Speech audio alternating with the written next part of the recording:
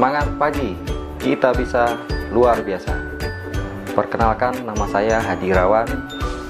Pada hari ini saya akan mencoba untuk sharing mengenai informasi mengenai pekerjaan remote and install turbocharged HD 785-7. Berikut tahapannya meliputi yang pertama adalah persiapan kerja atau preparation, dari mulai APD, kelengkapan tools, dokumen kerja, dan sarana fasilitas lainnya.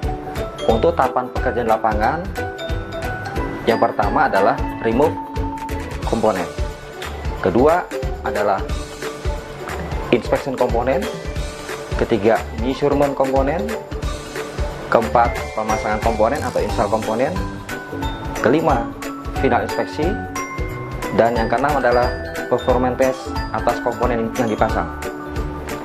Mari kita ikuti langkahnya dari mulai persiapan berikut. Langkah awal untuk memulai pekerjaan adalah perlengkapan untuk pekerjaan. Pertama, kita menyiapkan untuk toolbox set, kedua shop manual, ketiga partbook, dan tambahan untuk pengukuran peralatan lainnya seperti dial gauge yang dibutuhkan apabila terjadi keoblakan atau clearance di turbocharged. Kemudian ada tool PPM untuk engine ya, untuk mengetahui tekanan udara di turbocharged atau boost pressure di engine.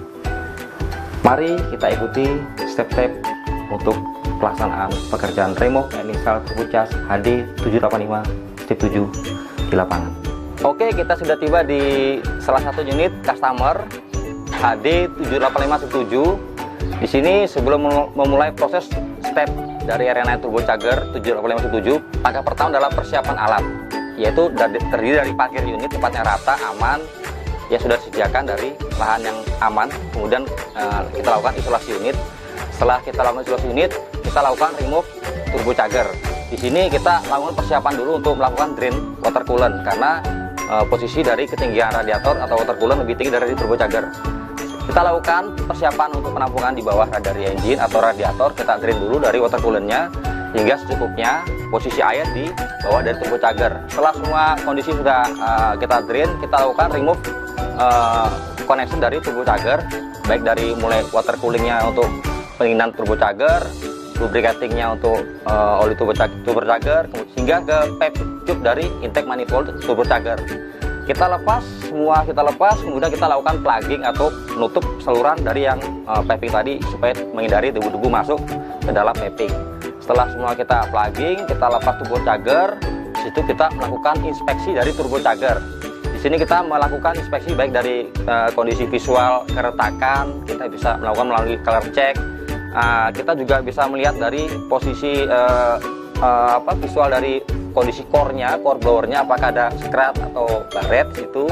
Dan kita lakukan pengukuran dari turbocharger untuk radial play maupun axial play. Kita ukur dengan dial gauge berapa nilainya, kita compare dengan shop manual. Kalau sudah bagus, semua sudah normal, standar, kita lakukan persiapan pemasangan. Sebelumnya kita pastikan posisi dari kerataan kebersihan pada kontak permukaan dari yang turbocharged untuk pemasangan tadi. Setelah semua siap, kita pasang turbochargernya. Ingat, posisi gasket di turbo manifold yang ke turbocharger tidak boleh terbalik, posisinya harus cembung ngadep ke atas. Kemudian kita pasang turbocharger, kita lakukan step seperti kebalikan dari langkah pembongkaran atau pelepasan dari turbocharger. Setelah semua terpasang koneksinya, kita lakukan completed, yaitu pengisian dari water cooling tadi yang kurang, yang kita drain tadi, sehingga secukupnya. Semua sudah cukup.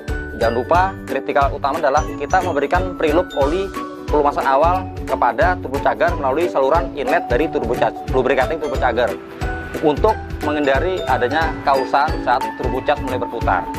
Kemudian setelah kita lakukan completed, kita lakukan performance test dari turbocharger. Ada dua metode. Yang pertama, kita melakukan secara manual, yaitu melakukan pengukuran pada checkpoint di pipe intake manifold dengan menggunakan pressure gauge satuan mm Hg atau kPa. Kalau di kPa, standar manualnya adalah minimal 165 kPa. Kita melakukan posisinya dengan kondisi engine running, rated speed atau RPM sekitar 1900 RPM dengan engine temperatur ring, yaitu minimal 70 derajat Celcius. Kita running, kita rated speed berapa terbaca di dial gauge tersebut atau di pressure gauge tersebut. Dengan metode kedua, yaitu di motor panel, kita bisa melakukan pengukuran berapa yang terbaca, yaitu di masuk menu motor panel dengan masukkan kode 6491. Kita pilih sub, yaitu mesin monitor di sub engine. Kita pilih charge pressure. Di situ akan terlihat berapa pressure saat kita melakukan pengukuran charge pressure. Di situ kita lihat apakah memang dia compare di manualnya, apakah dia masuk atau tidak. Kalau tidak, berarti turbocharge-nya bermasalah. Tapi kalau bagus, di atas minimal di atas 165, berarti kondisinya turbocharge tidak mengalami kebocoran atau kondisinya normal. Setelah semua ditemukan normal, kemudian terakhir adalah kita lakukan final inspeksi, yaitu melihat adanya kebocoran atau rembesan pada turbocharger ataukah ada yang mounting kendor. Kita lakukan pengecekan lagi, ya. Kemudian setelah kita lakukan pengecekannya normal, kita tinggal melakukan langkah terakhir adalah reporting, yaitu untuk activity report, terdiri dari MAR, pengisian MCR, dan terakhir adalah BAPP atau berita acara pencarian pekerjaan ke customer. Mungkin itu yang bisa saya sampaikan, semoga bermanfaat. Kurang lebih saya mohon maaf. Saya akhiri dengan wassalamualaikum warahmatullahi wabarakatuh. Semangat pagi!